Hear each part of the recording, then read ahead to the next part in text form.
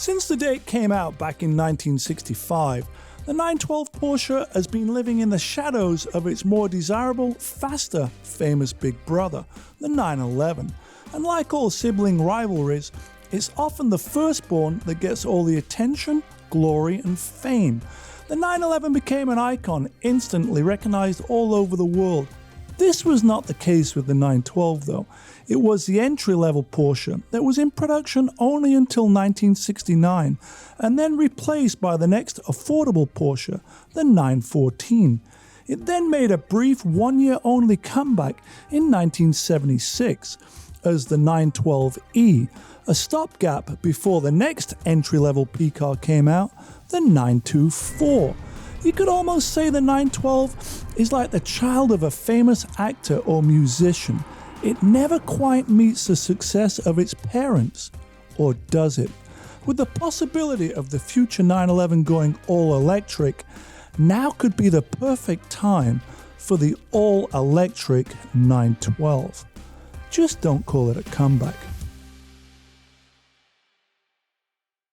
Hi, top of the morning, I'm Magnus Walker and greetings from one of my favorite roads. Today I'm here with something a little bit different. The guys at the Petersen asked me if I'd like to drive their 912 Porsche. Of course I jumped at the opportunity and said yes.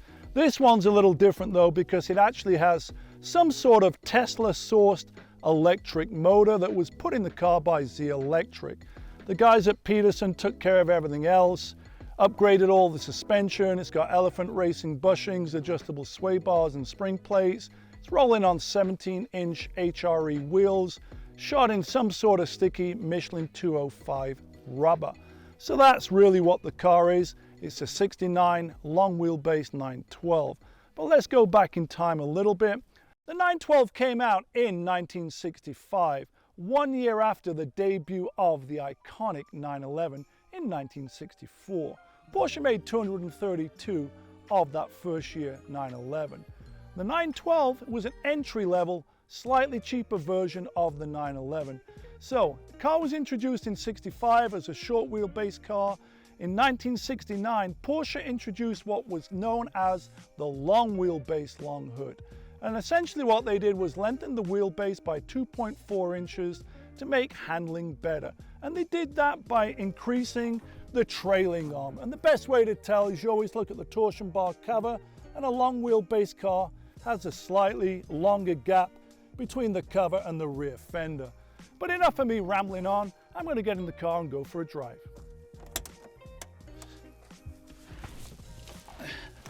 So, other than the Taycan or Taycan, I've never really driven an electric Porsche. And obviously, it's a little bit different. There's only two pedals. The throttle is really off center. But enough about that. I got to figure out how to turn it on. It is quite a procedure. Apparently, turn key, wait for 10 seconds. Seems like an eternity. Hear the click. Press drive and go. Now, I often say we have to adapt to the environment and move with the times to avoid becoming extinct like the dinosaurs did. I'm not sure the world is ready for all cars to be electric just yet, but electrification is nothing new to Porsche. The old man had an all-electric car over 100 years ago. Now, what counts with me to driving is how does it make you feel? Is it fun? Is it exciting? Are all your senses activated? And will memorable moments be made along the way? Is this the future of vintage Porsches? You know, everyone is talking about going electric in the next 10, 15, 20 years, depending on who you hear. I always say though, as long as we can get oil and gasoline, we can still keep driving our internal combustion cars. Look at Jay Leno. He found a way to run an antiquated 1902 steam car. So maybe this is the future. We will see. So, the 69 912 Tesla-powered long wheelbase car, it certainly has enough speed, I will say that. The car is a little heavier than when it came from the factory by a couple of 100 pounds, but it also has almost 4 times the horsepower, and that certainly bumps the power up going up the hill on Highway 2. The suspension upgrades have minimized most of the body roll, but there's still a little bit of it. The 930 turbo brakes when stomped down certainly have a lot of bite and feel to them, and those Michelin front tyres have a lot of bite coming into and out of the corner. I would say the car is well balanced. It's certainly punchy coming out of the corners, although all I'm actually hearing through is the wind noise, and that's it. I'm not even hearing the tyre noises. I hear a lot of wind noise hopping around, and that's kind of strange. It's a 2-pedal 912 with a bit of roll right here into this sweeper, but I will say if you tap the brake pedal with your left foot, it gives a little bite and balance to the front suspension. It's punchy though. Does feel a little round, roll around a little bit. Maybe the elephant racing adjustments need some attention. But let's get back on with the program. It's a fun car. It does feel strange though, without shifting gears, there's only 2 pedals instead of 3. But I'm still having fun, and I would say that is the main thing. I'm not anti-electric car.